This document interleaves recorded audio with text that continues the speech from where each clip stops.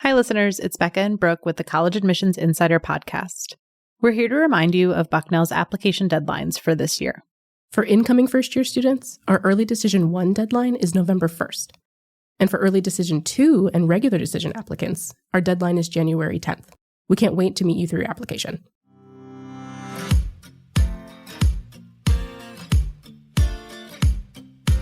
Hello and welcome to College Admissions Insider, the podcast where we help students find, apply to, and, we hope, get into their dream school. I'm Brian Wendell from Bucknell University. And I'm Brooke Timms, also from Bucknell University. In this show, we bring in experts about college admissions to help you dissect important steps in the college admissions process. That's right, and for this episode, those experts are closer to the college search process than any guest we've had so far. We've invited three current Bucknell students, Emily Brandeis, Gabe Gross, and Ryan Awada, to share their application story. So when did they start building a list of colleges to consider? How did they narrow that list down? What do they wish they had done differently when applying? We are going to ask them all about this and more in our first ever College Admissions Roundtable. So without any more delay, let's bring in Emily, Gabe, and Ryan. Hey guys, welcome to the podcast. Thank you for having us. Glad to be here. Glad to be here as well. So yeah, let's start by introducing yourselves even more to our listeners. Tell us your name, your class year, and your major at Bucknell.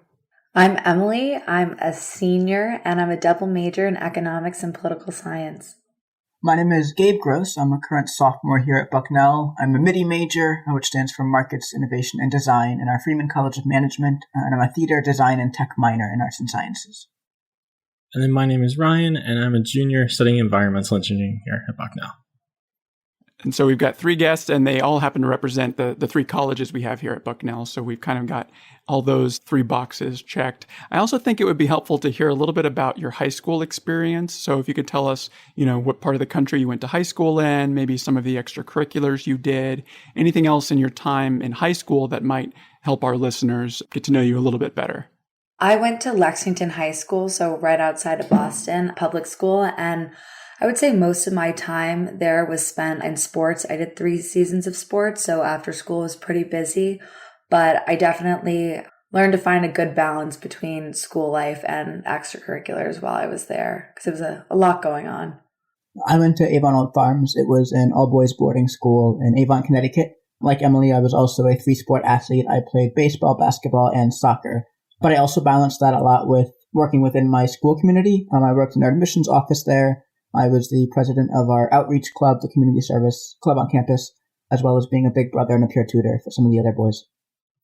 And then I went to North Hollywood High School's Zoo Magnet program in Los Angeles, California, which is where I'm from. And so when I was there, I was part of student government on my campus, but I was also a part of 3 sports, so cross country, track, and soccer. And then I also just volunteered at the zoo and did a lot of animal husbandry work while I was there. Awesome. Lots of diverse and interesting high school experiences there. And so when you got to those first stages of your college search process, how old were you when you started creating the list of schools that you might apply to? And what were some of the things that prompted you to add a college to your list?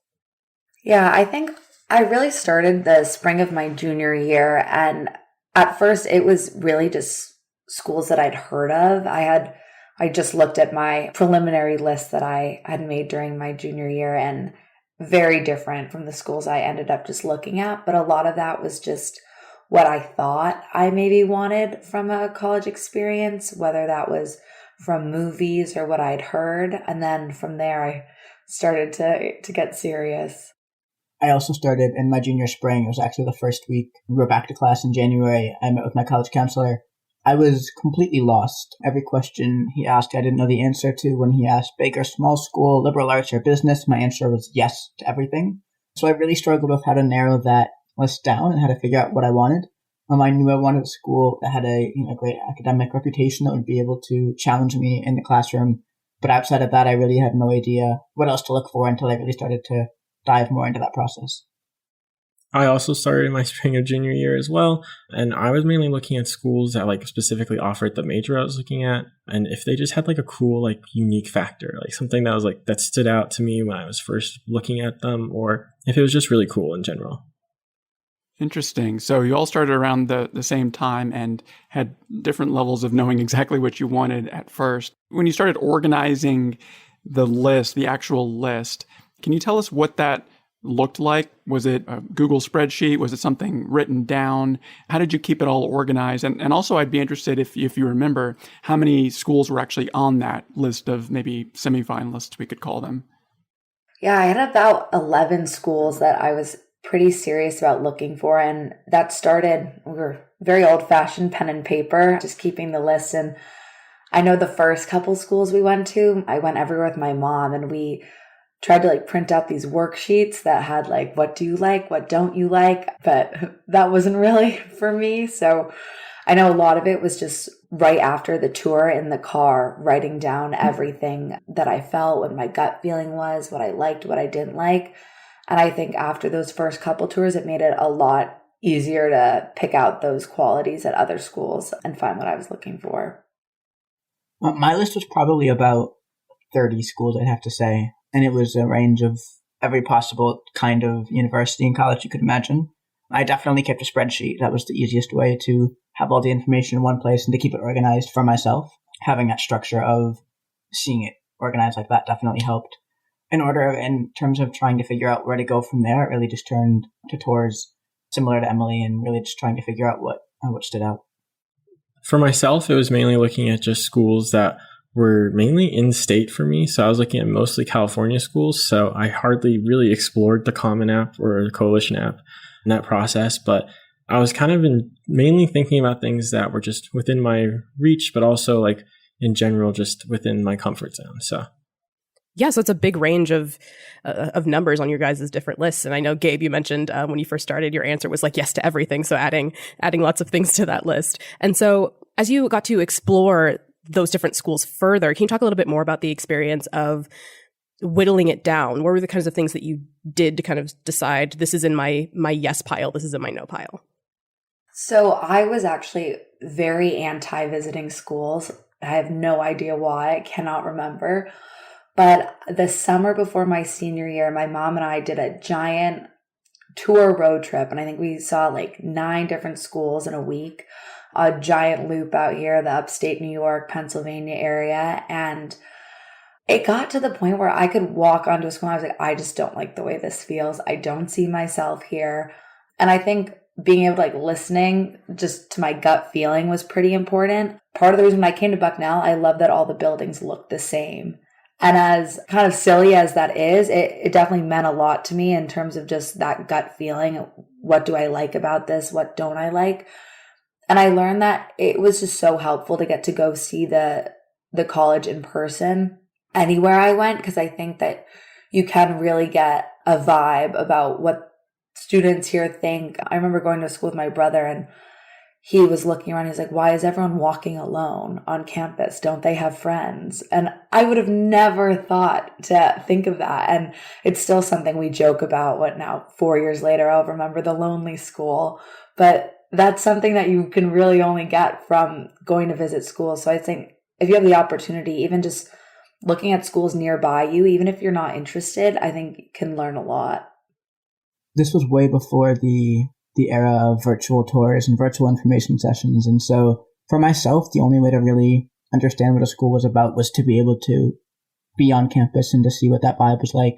I definitely placed a lot of emphasis on what it felt like to be on that tour. I didn't have the butterflies in the stomach and unicorns and rainbows feelings on any of those tours, but having that sense of how the students interacted, how you can definitely tell what the feeling of what that vibe is. And similar to Emily, if there were students that weren't holding doors, that were more polite, that were happier, that had a smile on their face, that definitely makes a difference. And maybe that's a little unfair if those students were having a bad day, but it definitely was something that was important to myself. When it came to exploring schools in my realm, I was very lazy. I think I toured one school in my entire college touring process, and it wasn't even one that I applied to, but it was really cool and important for me to see pamphlets and online resources, even though, like Gabe mentioned, it was kind of before the era of online offerings. But getting those pamphlets in the mail really did make a big difference for me in understanding some of the basic information that a school has in a way that it's what they're putting out as being their best. And so that kind of gives you the information of how they present themselves and how they go about doing them. And so I found those to be really helpful. And then just talking to people, finding people that had connections to some school or another was really helpful in allowing me to really get to engage with people, even if I wasn't able to travel. Was there anything about kind of the materials that you were receiving that stood out to you in terms of, oh, this is something that I like and this is something that I don't like? I think it's really interesting that you really spent some time with that material. It was almost superficial in the very beginning, where you get that like Notre Dame packet that's like 40 pages or something like that. And then you get like those little tiny packets from other schools. And I think seeing the way they go about overhyping themselves really plays a big role in how you see a school and how you fit into it. So I think that was a big impact on how like I was like, this school really seems like it's not my kind of vibe for how they go about doing things and how they present themselves. So maybe I'll move that off my list. That makes sense, talking about that feeling. And so, Ryan, when you were going through those pamphlets, and Emily and Gabe, you guys talked a lot about the tour and the experience there. Did you start to hear a lot of the same messages? Because when I've audited what other admissions offices are doing, a lot of us are saying the same things. We've got a great student-to-faculty ratio. We've got incredible hands-on classes, all these amazing extracurriculars. So how do you kind of cut through that first layer and really start to decide whether this school is going to be a good fit? Yeah, absolutely. I think people who come here are hearing a lot of the same things. I heard a lot of the same things. I always, when I'm giving tours, I make a little joke. I'm like, I definitely did the same loop you guys are all doing. And it always gets a laugh because everyone knows that there's a cluster of the small liberal arts schools that are all saying the same things. And I think one of the pros of that is I learned a lot at each school. I learned to ask about writing a thesis or doing undergraduate research. And so then I could take that with me to other schools as I went. But I think kind of getting that real feel, I talked to students, if I knew anyone who had gone to the school, be like, oh, well, my tour guide said that they have a great relationship with their professors and sometimes they host class at their house. Is that true? And then when my friend is like, I've never heard of that happening, I was like, oh, okay, this is just something that they're saying. And I think these actual student stories were really important to me just to get a real feel for the community. And I think that rings true. You really are hard pressed to find students who don't want to talk about their school and say what they like about it and also be honest. And I think that was definitely a huge impact for me in terms of just looking past the pamphlet and the tour and all the facts and figures of the information and figuring out what the actual experience for students was like. I definitely heard a lot of the same things at different schools. I oftentimes felt very overwhelmed by the numbers that were getting thrown out, all the statistics of the student-faculty ratio and the class size and all of these things. And my biggest advice to students that are taking a tour is to ignore those numbers. At the end of the day, those numbers are all on the website. They wouldn't be telling them to you if they were bad. But they also don't necessarily reflect your experience. Even at Bucknell, the average class size of someone in bio is very different than someone who's in comparative humanities. And those average class sizes not only include those same minors that are both in arts and sciences, but also engineering and management. Every course that Bucknell offers, from a senior design that has 2 students to an entry-level econ that is 35. And so to get a better understanding of how that affects you, I would try to reach out to students that are in your major, that are part of the clubs that you want to be a part of, that are doing the activities that you know that you want to do in college. Because trying to process those numbers as they're getting thrown at you, even if you can't remember them, they're definitely not reflective of what your experience will be like. And it's a lot harder to quantify and to qualify what a number looks like rather than those direct experiences. I really tried to see myself at these schools. I would look around and realize this is something that someone here is doing, and that's something that I could be doing. The biggest reason why I really struggled to narrow that list down in high school when I was applying was because in my brain, I put this giant divide between this is what I'm doing in high school, but this is what my life will be like in college. And what if I can't be part of this club because I have this other commitment? And what if I am too busy doing this thing that I can't be a part of this in college? And it took me a really long time to realize that your college experience is whatever you make of it. Because we're not, within the same 4 walls from 7 a.m. until 3 p.m. going to class and study hall in the cafeteria. The time that you're not sitting in the classroom is the time that you have to make for yourself, and you make of that time what you want to. And so once I realized that if there's a school with opportunities, I can accomplish those things, it made me a lot more eager to listen to the different opportunities and resources that are available on campus, because I realized that I could be taking advantage of them. and not just, passing on them because I didn't think that I would have time to or something like that. I would definitely say that when it came to like my trying to get through the noise and clutter of different schools and different promos that each of them have, really was me looking at what was unique that they offered that really made them stand out for some reason or another. Like I really like going to schools and following things that like are just atypical. You get to explore something that you never would have thought about, or there's something there that you never would have been able to do unless you would have gone there. So I really looked at schools and like looked for that little spark of energy and joy that like someone talking about that school or about that program had for that thing. So I think about like Engineering 100 and Management 101 here at Bucknell. Like all the students that take those courses are always talking about it whenever they like talk to new prospective students or whenever they're just out and about or like rehashing old memories. And so those kind of experiences really stand out for a student that, like me, who really wants to see something that's happening where it's unique to you, like it's something that excites you and drives you. Those are what really made me see through the clutter of the people just talking about stats and ratios and things like that really matter, but don't matter when you're trying to see if you're a good fit for that place. Yeah, that emphasis on experience and picking up on those kind of one-of-a-kind things that are gonna make your 4 years there are super important. And I like that advice about how to navigate those numbers that are being thrown at you. And I'm curious, for those of you who did a lot of visits, any other pieces of advice for students who are going to be navigating visiting colleges based on some of the specific things that you were looking at?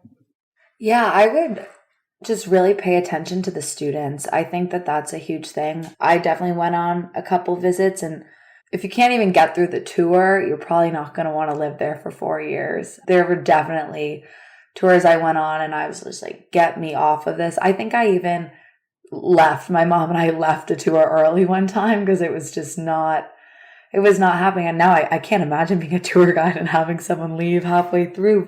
I do think it's important to take that into consideration when you're visiting a school. Is this where I want to be for the next 4 years?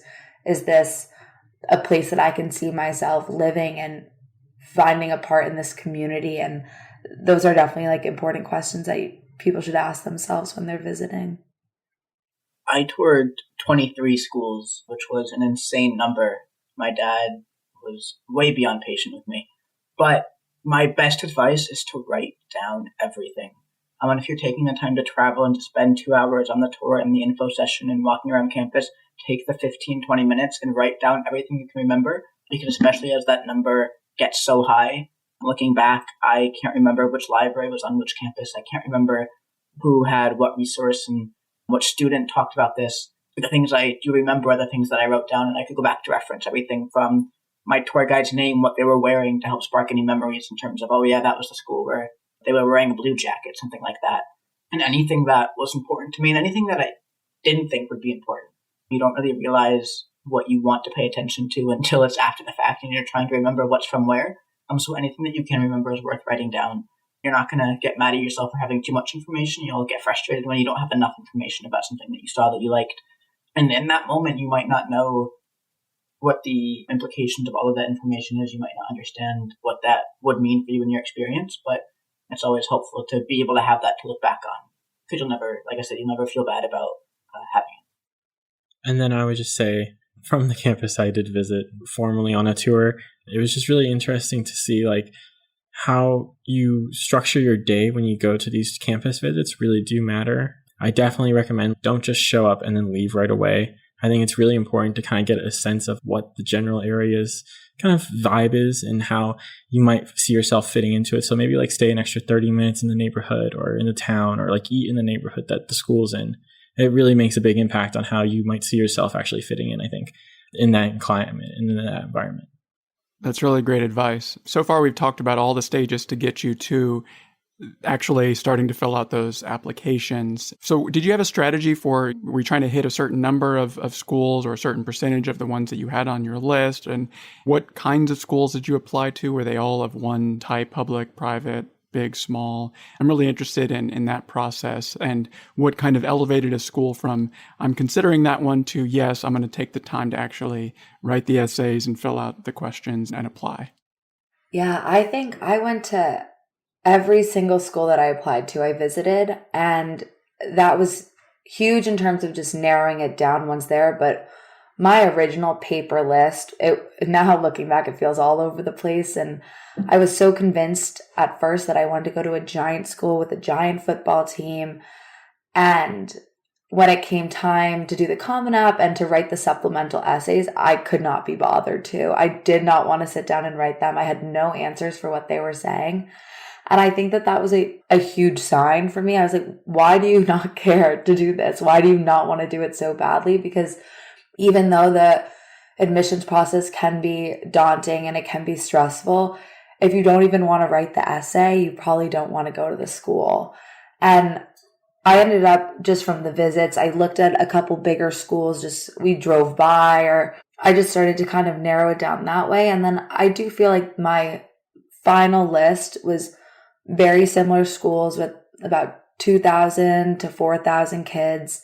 I went to a high school that was 2,500. So I definitely had a good idea. I was like, 2,000 might be too small, but I want a little bit bigger than I had in high school. And I kind of based it off of that. I would say I looked at a few different types of schools, but when it came down to it, my list was pretty consistent. And that's, I guess, the general piece of advice is that for every school you love, there definitely is another school that's similar.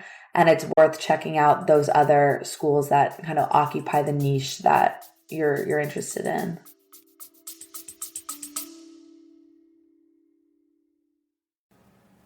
Hi listeners, I'm Mia Mesger, an admissions ambassador at Bucknell University. The only thing better than listening to the Admissions Insider podcast is visiting our campus in person. With campus visits offered 6 days a week, nearly all year round, there are plenty of opportunities to tour campus, attend a preview session, or even sit in on a real class. To schedule your visit today, head to bucknell.edu/plan-a-visit, and hopefully I'll see you on one of my tours soon.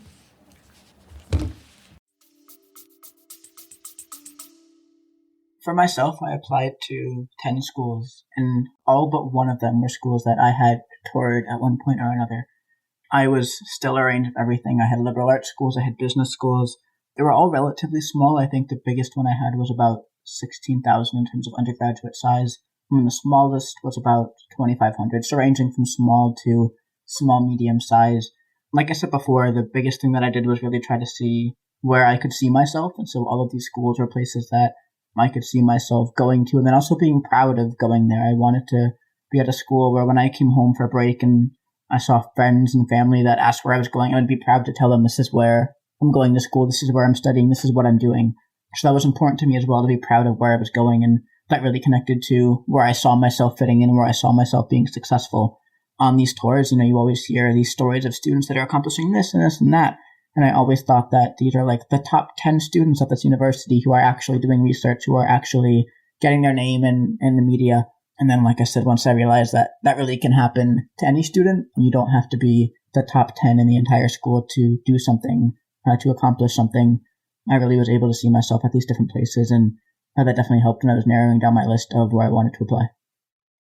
When I was going through the process, so I ultimately ended up only applying to 7 colleges, and 6 of them were California schools. And so just an important note is that California state schools and universities are actually on a different timeline than the Common App. They're actually due a month earlier in November. It is a little different, and you actually only write one essay for all 4, which is kind of cool. And so my process kind of just entailed limiting down the 8 or so UCs that there were into 4, because that was how many financial aid gave me for free. That was kind of the process I went through of like windowing down the ones that had my specific opportunities I wanted to pursue in engineering, but also like the research and the resources that I wanted to have available to me. I ultimately, like Emily said, the Common App can be kind of annoying when it comes to writing those supplementals. And it served as like a break for me not wanting to go and apply for more Common App schools. But I ultimately applied to just Bucknell early, so luckily I only had to write once. But I definitely think that looking at schools that may be your interest and only focusing on those in your applications can be a detriment to yourself, in the sense of, like, I only looked at big schools with at least like 40,000 students in a city, not rural. And look where I ended up. I ended up at Bucknell University with like 3,500 students, middle PA. Exact opposite of what I thought I wanted, but it was exactly what I wanted. So I think it's always to make sure that it's always important to look for those side opportunities that you might not initially think of, because they can be your best opportunities. I wish I would have kept the mindset that it's all going to work out in the end. I know there was definitely some points that were super stressful, and I needed to remember that there are opinions that matter and there are opinions that don't. And I definitely felt for a while that I had to there was one decision to be made and it had to be perfect. And I was making a huge mistake if something didn't work out. And I remember feeling like I was the only one that knew, and I would go to all these schools with my mom, and I wish I would have listened sometimes when she added her comments or said things, because she went to a huge city school. And one of the things that she would say to me, and she's like, you have the rest of your life to live in a city. And I say this on all my tours because I don't think I thought about that as much. And now looking back and about to graduate and move to a city, I wish I would have taken into consideration how your 4 years can be so different depending on your location. And it obviously worked out with how it was, but that wasn't something that I was really thinking about at all when I was looking. Yeah, and in the end, you all kind of chose that Bucknell would be your fit, whether or not that aligned with what you thought you wanted in the beginning. And looking back on the journey that you took to get here, is there anything that you wish you would have done differently during the process or better? I wished I was a little more proactive in terms of asking for help, I guess. If you haven't picked up on it by now, I was very confused throughout the entire process. Definitely felt lost for a lot of it. And it wasn't that I didn't have resources and people around me that were more than willing to support me and to talk to me and to help me through this process, but I just didn't reach out. I didn't ask for help. And of course, people can't help you if they don't know that you need it. And so I wish I asked whether my parents, my college counselor, friends that were upperclassmen that had gone through the process and gotten their opinion on how to navigate this. I know I was definitely not the first person in the world who felt like I did, and I know I definitely won't be the last. There's a lot of people out there willing to support you. You just have to ask. I would say that one of the things I wish I would change is actually being more proactive and trying to get to those campus visits like Gabe and Emily were able to do. I wish I would have listened to my mom when she was like, let's go to a college today or something like that. And I just was like, no, I want to sit on the couch and do nothing. It is something you should take advantage of when your parents do engage with you in that level. And I also think just making sure that like you're on top of your writing process and getting those supplementals and your essays done. I wrote my Common App in like a week before it was due. Worst decision of my life. But it's really important to really get ahead of it so that you can really devote the time that's needed to making the right decision for your own good and for your own sake, finding the school that is your own fit. So I definitely would improve on that part. That's great. So finally, if you don't mind sharing whether you were, lucky enough to get admitted to more than one school, how did you end up making that final decision? Yeah, I mean, for me, it really just, it came down to like a gut feeling. I got it in my head. I was like, Bucknell is the place that I want to go. And I obviously, of the schools I applied to, had kind of a ranking in my mind of where I would prefer to end up, how these schools measured up against each other. So for me, it just came down to that. I like this one the best. I've known the whole time. It was obviously nice to see other positive letters come in, but it didn't really change the fact that where I wanted to be was Bucknell. Mine was definitely a gut feeling as well, but it also came down to opportunities, I think. I knew that I wanted to go into sports management coming into college, and Bucknell was the place where I felt like I could get opportunities like that as soon as I got here as a first year. And I knew that there were some other schools on my list that I might not have those opportunities until I was a junior or a senior. And that was really important to me, to be able to do what I wanted to do as soon as I wanted to do it and to not have to wait until I had the prestige to be in those positions. I forgot who said it on this call, but someone mentioned how on a tour they randomly pulled someone aside. And I definitely recommend doing that if you're on a tour, if you're on campus somewhere. Of course, if anyone who's giving you the tour loves that school, of course, they probably wouldn't have that job. But if you find a student walking past who looks like they're willing to talk, just tap them on the shoulder and ask, what do you think of the school? Do you like it here? What's your favorite part? And get that raw perspective. And that really gives you a sense of what the vibe is like on that campus. It gives you a sense of how the student population feels as a whole. Because on a tour, you really are subjected to a single perspective. And so if you've taken the time to drive to that school, it definitely doesn't hurt to ask as many people as you can and see how everyone really feels as a whole.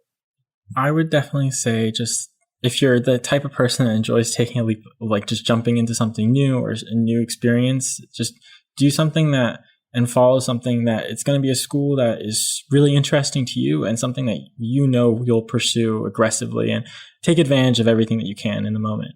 And so like I took leaps of faith between middle school and high school, and then again between high school and college.